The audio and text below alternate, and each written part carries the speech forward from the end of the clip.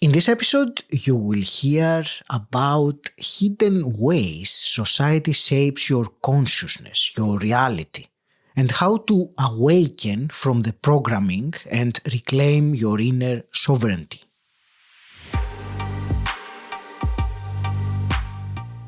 Welcome to Personal Development Mastery, the podcast for intelligent, busy professionals who have achieved success but feel something's missing and are seeking clarity, purpose, and fulfillment. Each episode helps you grow by inspiring aligned action through practical insights you can actually use. I'm your host, Agi Keramidas. Join us every Monday for an insightful conversation with a guest, and each Thursday for a shorter episode where I reflect and share with you. This is episode 548. If you are looking to understand how society shapes your consciousness and learn how to reclaim your inner sovereignty, this conversation explores how our education, financial, and other systems condition us, and how awareness can set us free. If you want to live with greater authenticity, then this episode is for you. Before we start, if you resonate with the topics we discuss on the podcast and you are navigating a transition or perhaps feeling called to a next chapter that is more purposeful and intentional, I offer one-to-one coaching and mentoring to help you get clear, reconnect with what truly matters, and move ahead with confidence. To explore what that could look like for you, visit personaldevelopmentmasterypodcast.com/mentor or just tap the link in the show notes. Now let's get started. My guest today is Aaron Scott. Aaron, you are a writer, speaker, and podcast host focused on exploring how our dominant social, economic, and institutional systems shape human consciousness, and how awakening from these inherited structures allows us to reclaim our inner sovereignty and consciously reshape our reality with awareness. Aaron, welcome to the show. It's such a pleasure to have you with me today. Thank you so much for having me. I'm excited to be here. And so am I. And I'm excited to explore with you today how to awaken, if you want, from this societal conditioning or this that I briefly described in your introduction. Before we go there, what I would like to start with, you have, from what I read, in-depth knowledge of economic systems, healthcare, education, spirituality, religion, metaphysics, and more. I would collectively put them all and say a big rabbit hole there. So in this rabbit hole that you have followed over the years, was there a significant milestone or a moment that what you realized changed everything afterwards for you? Yeah, for sure. I think that when you speak with a lot of people who are kind of on a spiritual path, if you will, I think that you'll find that there was some kind of acute moment or maybe even a traumatic situation or something that kind of incited, if you will, a kind of revelation. And I think it's quite obvious that, for anybody and for yourself, I'm sure that in order to really kind of come to any deep conclusions about things, we're sort of tethered to our own experience, right? We're tethered to our own perception, our own introspection. It's through naturally it's through our own lens that we view and digest the world and our consciousness, right? So, for me, it was kind of obviously unique in that I had been, working on Wall Street for close to 20 years, close to 2 decades. And I kind of, set out after university on this kind of mission to be successful. I had great ambition. I was following this path maybe I didn't quite understand the path in depth or certainly in breadth at the time, but I was really on this sort of this path rooted in indoctrination and rooted in ideology and structure, morality, all these different kind of,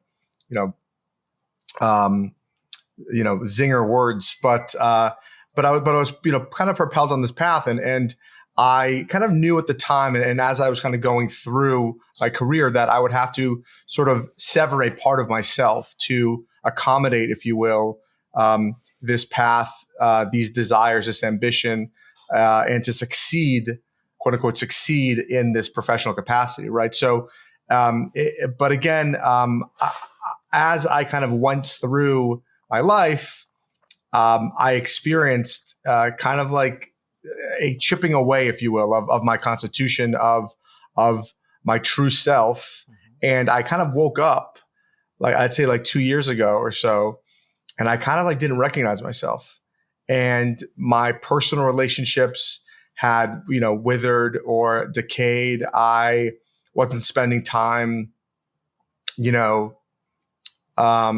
with my family. I, kind of like was viewing things from a utility only perspective. I was just kind of, again, I was disoriented. And I kind of said to myself, I kind of like looked at myself and I said, listen, you can continue on this path. But in 2 years or 3 years, you're not going to recognize who you are anymore. And you're going to, now you have kind of a choice consciously to decide if you want to continue down this path and go where this naturally will digress to. Right. And I said, it's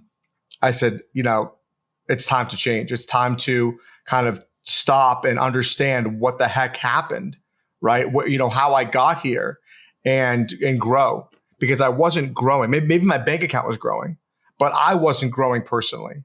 I wasn't reaching new heights, internally. I wasn't, my relationships weren't evolving to where they should have been evolving to, given kind of like my time with people. There was just stagnation everywhere. And I didn't quite understand it because I was doing everything I was supposed to do. Right.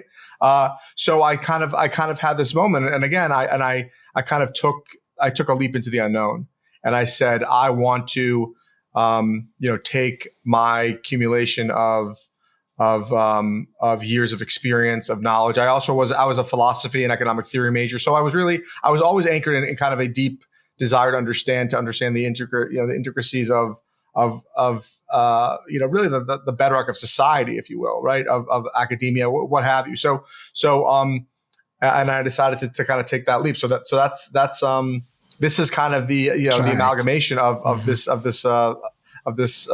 deviation. I highlighted from what you said the phrase leap into the unknown that you said towards the end. And earlier on, you used also the phrase conscious choice, which I also highlight because I believe it is important.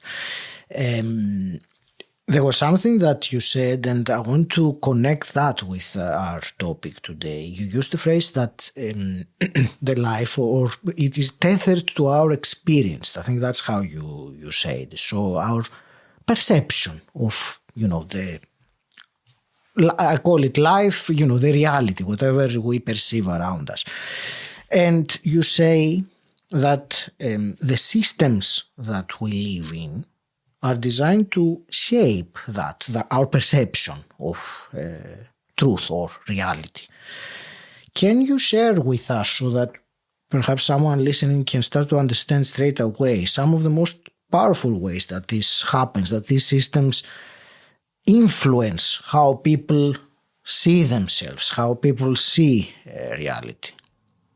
Yeah, sure. And I think that this is a real fundamental question, right? And it kind of strikes at the root of my general inquiry, which is, I would say that the systems that we occupy are really kind of anchored to maybe regional ideological constructs or religion, depending on kind of where you are globally. But kind of the main underlying current, I think, in the modern world, is anchored to a lot of the kind of Western hegemonic ideals, the the ideology rooted in liberalism or capitalism. I think this is kind of the prevailing force in the modern age in many ways. And the religious systems, the spiritual belief systems have kind of taken a backseat to economy in many ways. But in the Western world, certainly in the United States and definitely in parts of Europe, we are brought into a education system as children, right? We accept it blindly. We don't look at it for what it truly is. In truth, it is a well structured, conscious indoctrination system.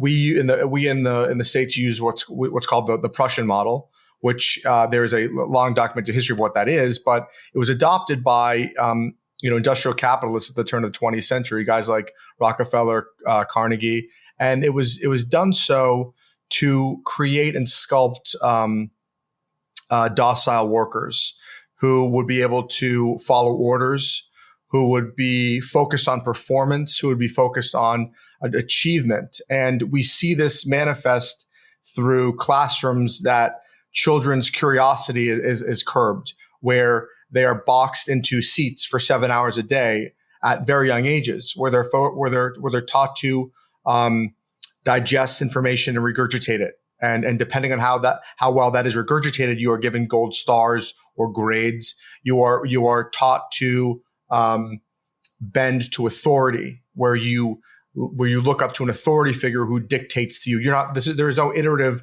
learning process, right? So this is the underlying psychological scaffolding of the education system. Now, certainly there's an argument about what you learn in school has absolutely no relevance to the practical world, which is in many ways true. I certainly think that that argument can be made as you kind of go up later in life, which is another interesting kind of conversation. But I kind of like to look deeper here, and what people don't realize is how this metastasizes into adulthood, into identity, into sense of self, into purpose, if you will, right? So, and again, this isn't a commentary on just kind of like the conspiratorial framework of an education system, because in truth, it's well documented what the purpose was, right? There are statements made by these sculptors that again are overt sort of declarations of what the intention was, and it was just to support industry, right? And we made in the Industrial Revolution, we made a conscious shift nationally to focus on economic expansion, right? So this was supposed to accommodate that expansion.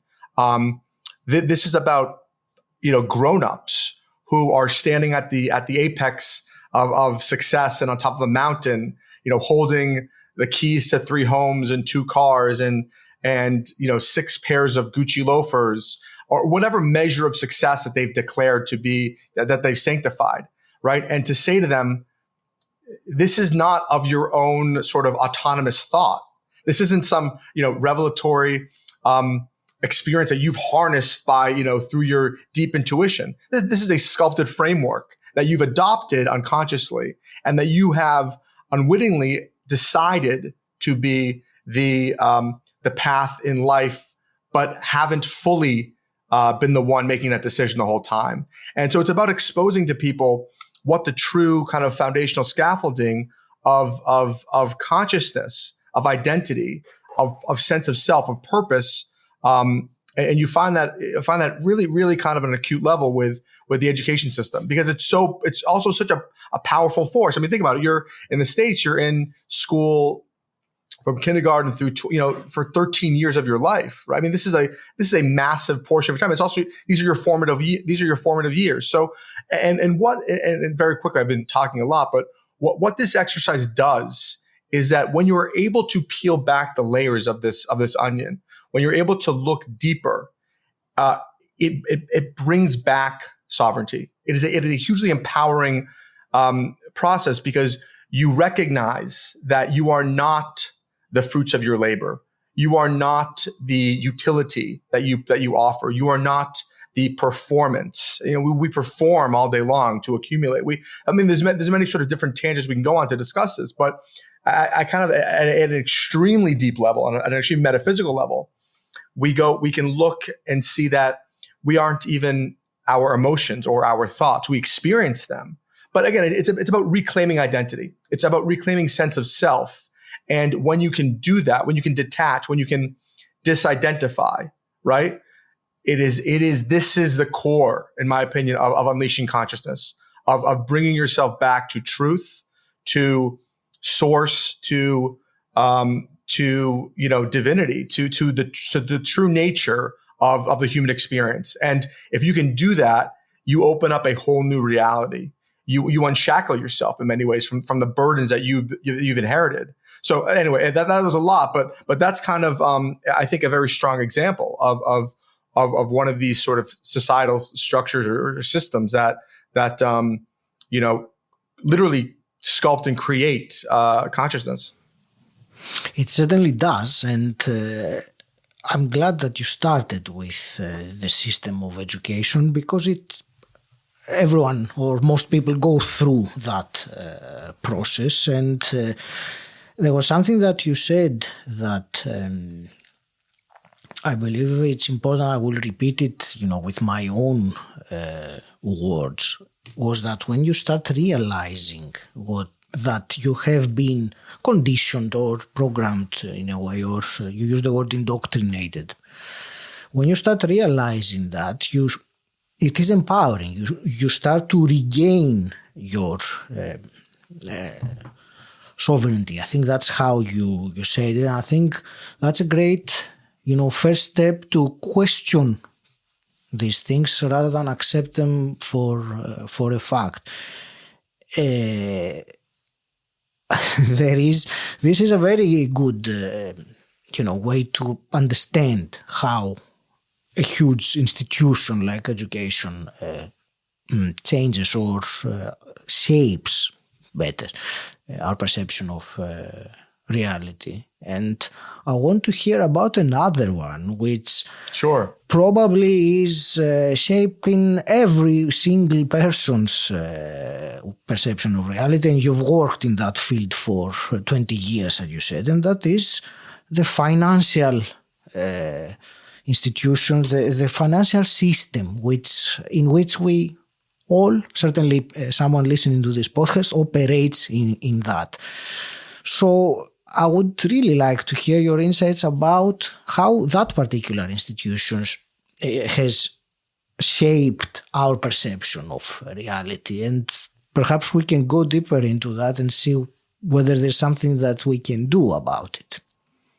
Yeah, well, I think there's kind of a few different places to go with this. I will start on kind of maybe a larger macro level where we can look at the economic capitalist model, if you will, and what we find is, and certainly late stage capitalism, which we're experiencing now, we find a complete perversion, a complete I use this word a lot because I think it really kind of hits the nail on the head. But a complete metastasis of economy into what I call sacred institutions, where again, when everything's for sale, nothing is sacred, right?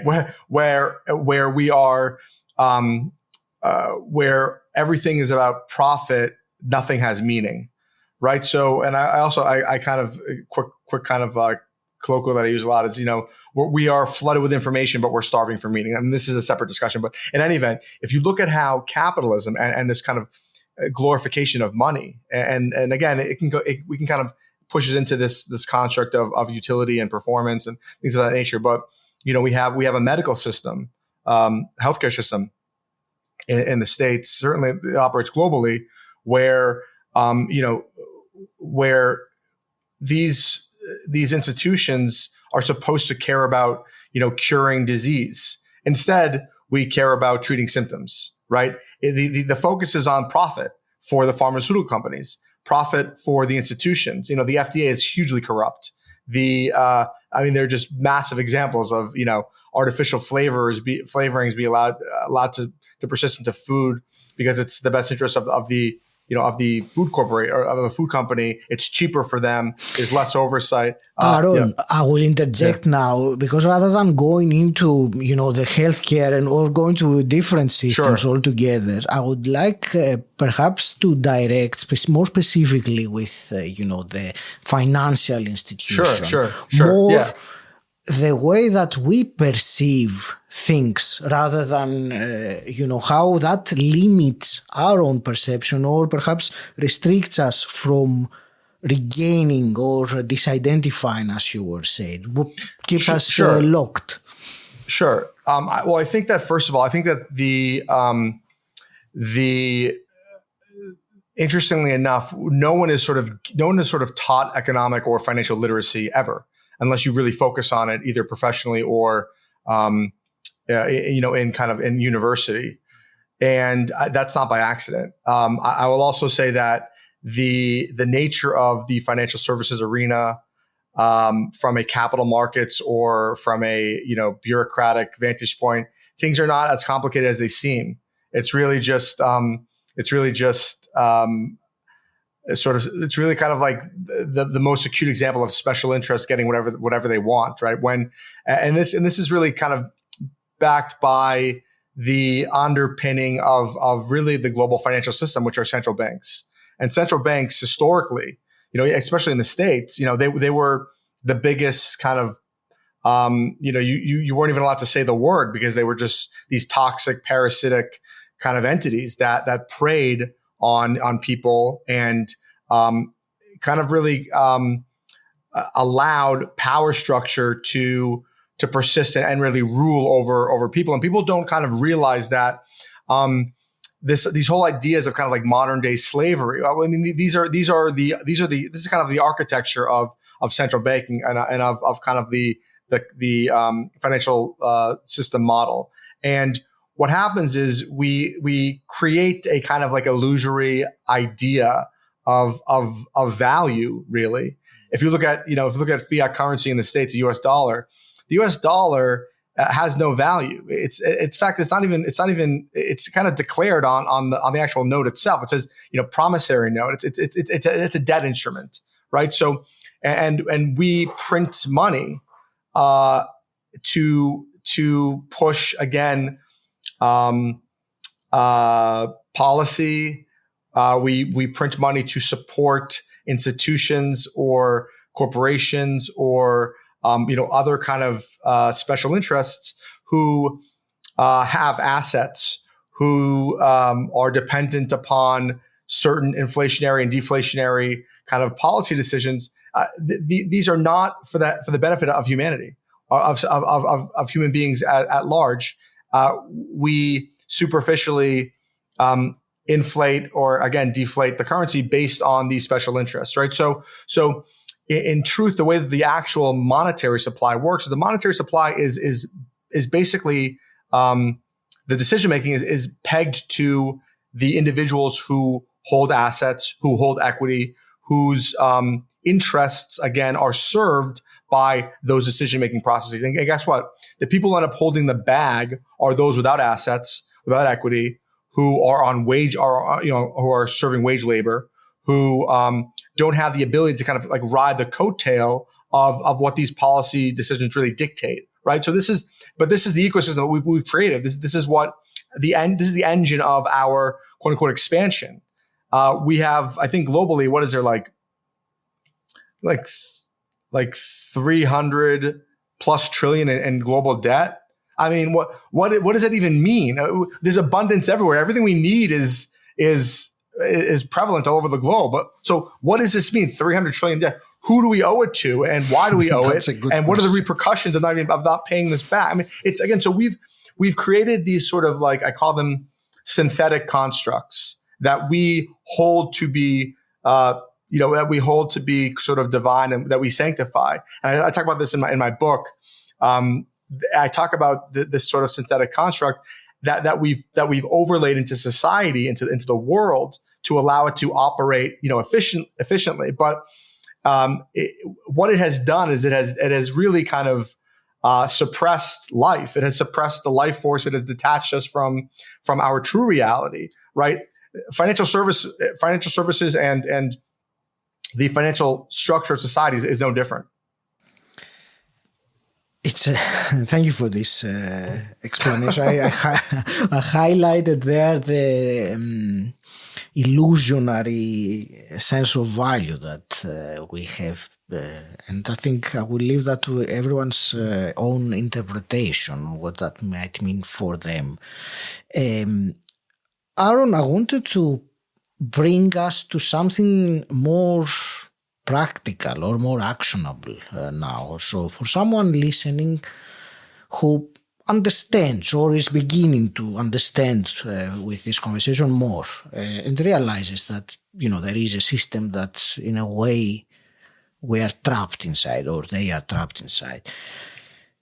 But on the other hand, how does one start? So my question to you is, what is one or two, perhaps, small but meaningful actions that they can take to begin reclaiming that inner freedom that we talked about, sovereignty in the beginning and all this. So I would like to hear some of your wisdom on that. Sure. I think I didn't kind of get into this last. I was trying to really focus on the financial kind of scaffolding. The real kind of one of the biggest engines that's used in structuring economy and kind of keeping things on course is this idea of manufactured scarcity, where there is, again, we talked about this briefly. There's really abundance everywhere. There's no real scarcity, but in order for power structure to maintain itself, we must manufacture scarcity. We must create a false sense of scarcity. Through that, we create value. Right. This is where the value really comes from. Now, it's really through the large corporations, companies across many different areas. We can look at OPEC, for example, which is a cartel of eight of the largest owners of oil. They dictate the price of oil. It's not like some sanctified supply demand economic model. This is an illusion, right? This happens across a number of different natural resources. But again, more practically, we can look at companies that not only manufacture scarcity, but that dictate the pricing of things and that force us to accommodate their model of value. We can look at large publicly traded companies that don't have the best interests of humanity in mind, that are looking to increase shareholder value. Again, the whole shareholder maximization model is one of the biggest cancers to the world, because in that model, literally the model is whatever's best for the shareholder.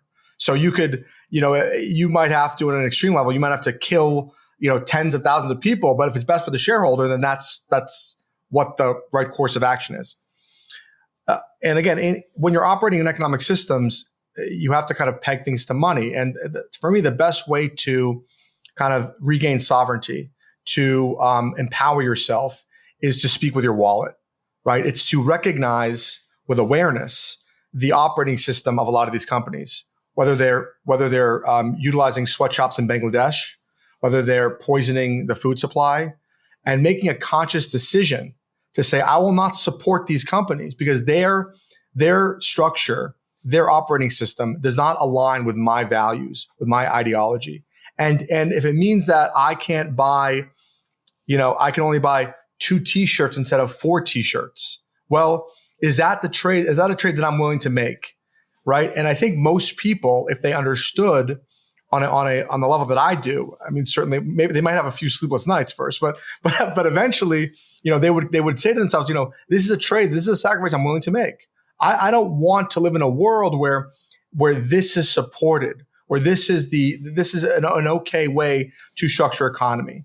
In addition to that, right, when people are, again, looking, there are all these kind of buzzwords thrown out there, but people need to look at companies that use regenerative models, that care about the natural ecosystem. And I'm not talking about buzzwords like climate change and global warming. Let's put that for aside because there are a lot of issues with that. But I'm talking about companies that will just extract extract until there's nothing left, right? Killing ecosystems, whether it's the fishing industry or the logging industry or, whatever it is where the end justifies the means at all costs, right? And it's about people becoming aware of how, again, this operates, and then with that knowledge, making a conscious decision to choose another company or another path. Mm-hmm. This is one strong way. That's great, thank you. And that's it is practical, and things come to my mind as the way you were saying it. I already started thinking about things that I could, as a result of what you just said. Aaron, this is a fascinating conversation. Before I start wrapping things up, I want you to tell us how can the listener connect with you, find out more about you and your book. Yeah, sure. Thank you. So I have a book that we have like an official launch event coming up on the 13th. I believe that Amazon released my book about a week early, so it's available now on Amazon. It will be distributed globally through to all English-speaking countries, to like the brick and mortar bookstores as well. So I'm very excited about it. It's a book called Before We Forget: The Guide to Personal and Collective Awakening. And in this book, I try to, bring people back into their own understanding of spirituality and how it really serves as an undercurrent through the practical world, through their practical lives. And this isn't about, this isn't about God or religion. This isn't about these kind of concepts. It's really about a tangible, hands-on understanding of what the divine means, how it exists in the natural order, through universal laws, through the real bedrock foundation of the natural world and our experience therein, right? And I think through the book, it will reveal a layer of a better sense of self, of seeing how the systems around us push us in certain directions. And I think that it will bring back a lot of sort of inner sovereignty and not only awareness to how they can look at themselves and live their lives a little bit differently. So that's certainly one way to connect with me. I have a podcast as well. It's a content-based podcast. It's on it's on a guest host structure where I dive deep into sort of a lot of inherited beliefs. I dive into a lot of the sort of I think incorrectly sanctified structures of our society that we hold, we place above value. Talk about education systems at the lower and also the higher education level with colleges, and how these systems have really been perverted, and how they don't serve humanity anymore. And yeah, I mean, I'm kind of like sparingly on TikTok and Instagram. I don't really love that kind of like performative format, but I'm out there as well. On TikTok, the Aaron Scott, and Instagram, I think it's the Aaron Scott Official. So yeah, I'm out there. Please, feel free to connect. I have a website, theaaronscott.com. So yeah, that's kind of my blueprint right now, and I'm hoping to, kind of build on this effort and spread awareness and push for this kind of evolution of consciousness. I think that we don't grow as a society if we're dependent upon unknowingly systems, scaffolding that structures our consciousness that we're, again, not aware of. What you just said about pushing for the evolution of the society reminded me the phrase that we are the ones we've been waiting for. So if we want this to happen, it is up to us. Aaron, I have also two quick questions that I always ask. And the first one is, what does personal development mean to you? Personal development to me means reconnecting with your true self. Many people don't ever get to, right? They'll sense flickers of it from time to time throughout their life, but they're never pulled back into who they are before the masks, before the performance, before the obligations, before the structure that society has told them to be, or the actor that it has told them to become, right? So that to me is really what development looks like. And what you find, in my belief, is that when you get there, this is when you can really grow. This is when you can really say, look, this is me. Now I'm going to decide who I am, who I want to be. This to me is personal growth. This to me is personal development. And a hypothetical question, Aaron. If you could go back in time and meet your 18-year-old self, what's one piece of advice you would give him? That's a tough question. I haven't thought of this in a while.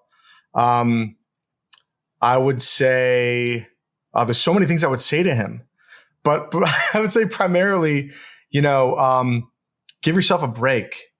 Take it easy, trust yourself, and don't look at life as this mountain that you're meant to climb and then stand on and reflect back on. To look at life as an experiential thing where you are meant to live and learn as you go, or you're meant to where you're meant to grow. This is really, in my belief, what life is about. It's not about, there are cliches. It's not about getting there. It's about the journey there. This to me is like the truth. And to look at life, I would tell my 18 or so, to look at life any differently is such a waste on so many levels. And it cuts yourself off from really the beauty of things. This to me is a one kind of crucial, in my opinion, also life hack. Aaron, I want to thank you very much for this engrossing conversation we had, and to wish you all the very best with your book and your mission to, as you said earlier, to push for this elevation of human consciousness. I would leave it to you for your parting message. Specifically, what I would like you to leave us with is a message to the listener, someone who listened to us now for half an hour. What is one thing you would like to leave them with? I would like to leave them with question everything, not dogmatically, not with paranoia, but so that in doing so, you bring your individual and personal truth to the forefront. If you don't question what you've inherited, if you don't question, and I mean across the board, question your education, question your religion, question your sense of self, question everything, because it's not until you do that you truly come into terms with your reality, with your clear sense of self. And what you'll find is not necessarily a rejection of everything, but a increased, enhanced clarity. And to me, it's better to live conscious with clarity, with awareness, than to be sleepwalking through life.